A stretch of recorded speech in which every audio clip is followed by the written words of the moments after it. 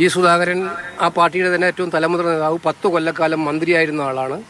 ആലപ്പുഴയിലെ പാർട്ടി മാത്രമല്ല കേരളത്തിലെ പാർട്ടി പ്രവർത്തകരുടെ നല്ല സ്വാധീനമുള്ള നേതാവാണ്. അദ്ദേഹം പറയുന്ന കാര്യങ്ങൾ എന്താണെന്ന് അവരുടെ പാർട്ടിയാണ് പരിശോധിക്കുന്നത്.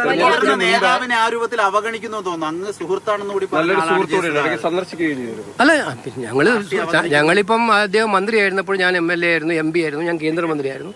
ഞങ്ങൾ തമ്മിൽ രാഷ്ട്രീയമായിട്ട് എതിർപ്പുണ്ടെങ്കിലും മറ്റു കാര്യങ്ങളിലൊക്കെ വികസന പ്രവർത്തനങ്ങളും മറ്റു കാര്യങ്ങളും യോജിപ്പിച്ച് കൊണ്ടുപോകാറുണ്ട്. നല്ല ബന്ധം ഉണ്ടാവാറുണ്ട് സഹോദരൻ. പക്ഷേ കുറഞ്ഞ കുറെ നാളുകളായിട്ട് അദ്ദേഹത്തെ പൂർണ്ണമായിട്ടും ഒഴിവാക്കുന്നതാണെന്നാണ് അദ്ദേഹം പറഞ്ഞ് നമുക്കറിയാൻ പറ്റുന്നത്. വലിയ അതൃപ്തി ജി സുധാകരൻ പ്രകടിപ്പിക്കുമ്പോൾ കോൺഗ്രസിലേക്കും UDF-ലേക്ക് അദ്ദേഹത്തെ സ്വാഗതം അങ്ങനെയൊന്നും ഇപ്പം പറയാറായിട്ടില്ല. ഞങ്ങൾ തമ്മിൽ അത്തരം ഒരു ചർച്ചകളൊന്നും നടത്തിയിട്ടില്ല.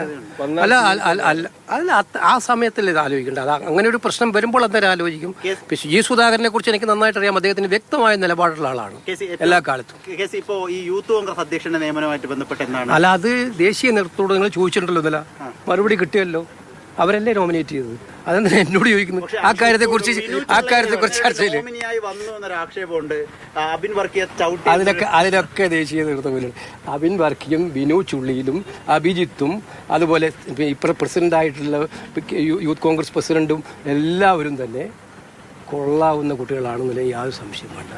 അവരെല്ലാം മിടുക്കന്മാരാണ്, എല്ലാം പാർട്ടിയുടെ അസറ്റുകളാണ്. അവരെ എല്ലാം കൂട്ടി യോജിപ്പിച്ച് കൊണ്ടുപോകുന്ന സംവിധാനം ഉണ്ടാക്കാൻ ഐവേഴ്സിക്ക് നന്നായിട്ട് അറിയാം. അത് മുന്നോട്ട് കൊണ്ടുപോകും, സംശയമില്ല. പിന്നെ ഒരു കാര്യമുണ്ട്, ആചാരലംഘനത്തിന്റെ ഇഷ്യൂ, അതുപോലെ തന്നെ സ്വർണ്ണക്കടത്ത്, ശബരിമലയിലെ സ്വർണ്ണക്കടത്ത്, ഈ ഇഷ്യൂ ഒക്കെ ഇന്നലെ കണ്ടില്ലേ? ഏറ്റവും ഒടുവിൽ നമ്മൾ പത്തനംതിട്ടയിൽ നിന്ന് വന്നിരിക്കുന്ന, ആറന്മുളയിൽ നിന്ന് വന്നിരിക്കുന്നത്. അപ്പം ഇത് കൃത്യമായിട്ട് വിശ്വാസികളല്ലാത്തവരെ ഇത് കയറി കൈകാര്യം ചെയ്താൽ മെനക്കെട്ടാൽ ഉണ്ടാകുന്ന പ്രശ്നങ്ങളാണ് ഉണ്ടാകുന്നത്.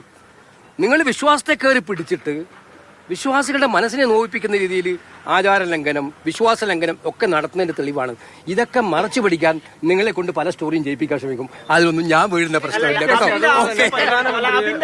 പ്രധാനമന്ത്രിയെ വീണ്ടും ശശി തരൂർ പുകഴ്ത്തിയിരിക്കുകയാണ്.